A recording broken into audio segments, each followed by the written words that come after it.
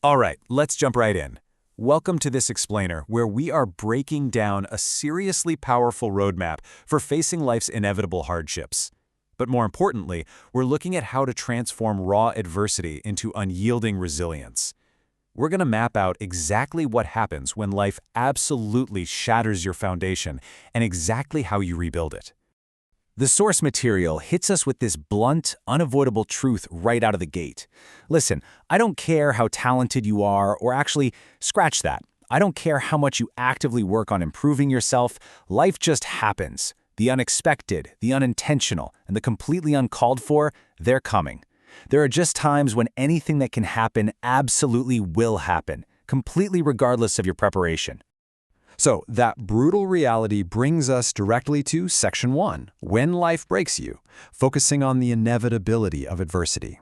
Because as the source explicitly outlines, you can be damaged in almost every conceivable way. You can break physically, you can break mentally, emotionally, or spiritually. Sometimes it's this incredibly tangible public failure, like pouring years of your life into a business only to watch it collapse.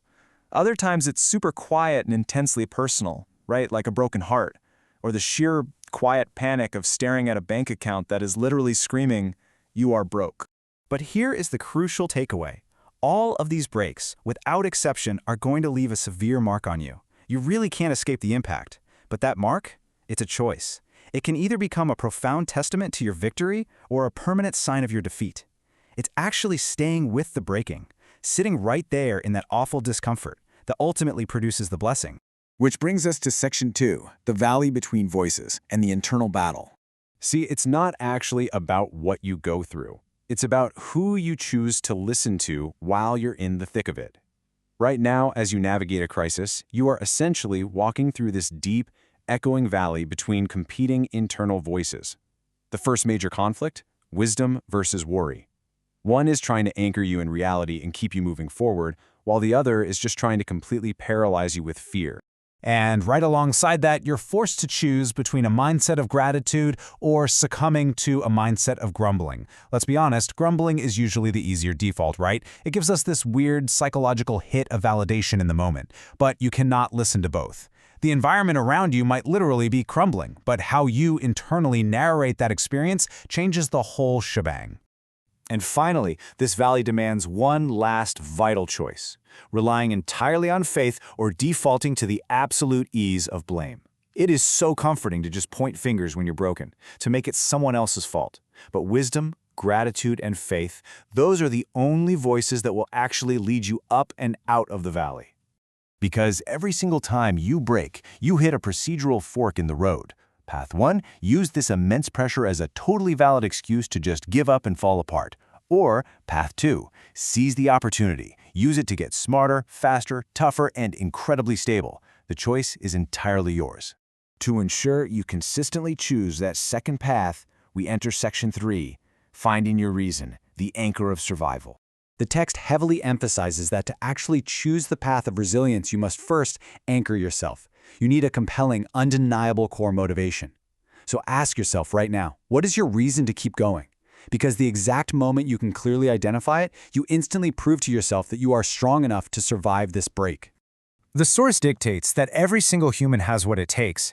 If you can find that reason, whether that's having a family to live for or just the stubborn, undeniable knowledge that your story isn't over yet, you possess the inherent human capacity to get past absolutely anything. But the caveat is super clear. You only get past it if you actively decide to push. And that decision kicks off Section 4, the fight through adversity, standing your ground. Once you have that reason locked in, the dark internal valley ends and the external fight begins. Make no mistake, the fight is just starting. The harsh reality is that tragedy and trials come to everybody, and only the strong survive. You must be willing to literally fight your way through whatever your specific battle is.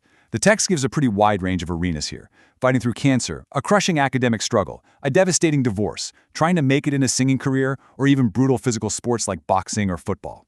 The arena doesn't matter. The requirement to fight does. You have to be able to look directly at the sickness or the overwhelming adversity in your life right now and boldly declare your intent. You have to say, I can beat it, I must beat it, I will beat it. It's an absolute non-negotiable declaration. And that internal declaration is so incredibly powerful because ultimately, The only thing that can stop you is you. You don't need a fancy degree to get through your darkest hour. You don't necessarily need money, and you don't always need outside support. You just have to tell yourself you will get through it, completely refusing to let the circumstance define who you are. Regardless of the massive opposition you face, the painful trials, or what the odds mathematically say on paper, your core mentality has to be entirely fixed. You stand your ground. You don't retreat. You don't run. You represent what you are a part of, and you let everyone around you know exactly what you stand for. What you are really declaring to the world is this exact phrase, I got staying power. Claiming this staying power means realizing that no matter how broken your situation is right now, or how many times you've failed in the past, there is a spirit within you fundamentally greater than whatever chaos is swirling around you. All right, bringing us to our final stage, Section 5, Becoming Unbroken, the Ultimate Transformation. This is where the whole chronological journey culminates. At the end of this brutal fight comes the victory, and it unfolds in a very specific sequence. First, it's a steady, agonizing crawl up and out of that dismal place. Second, you rise above what you formerly were. And finally, you take the form of who you are actually supposed to be. It's like a complete metamorphosis forged directly under pressure. The biggest takeaway here is that you don't achieve this by miraculously avoiding the break.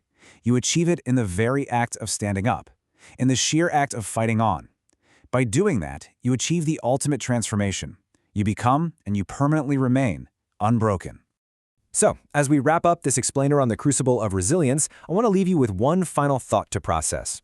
When life inevitably hits you, because, as we established, it absolutely will you let the mark it leaves be a permanent sign of your defeat, or will you use that immense pressure to forge yourself into something completely unbroken? The choice, as we've seen today, is entirely yours.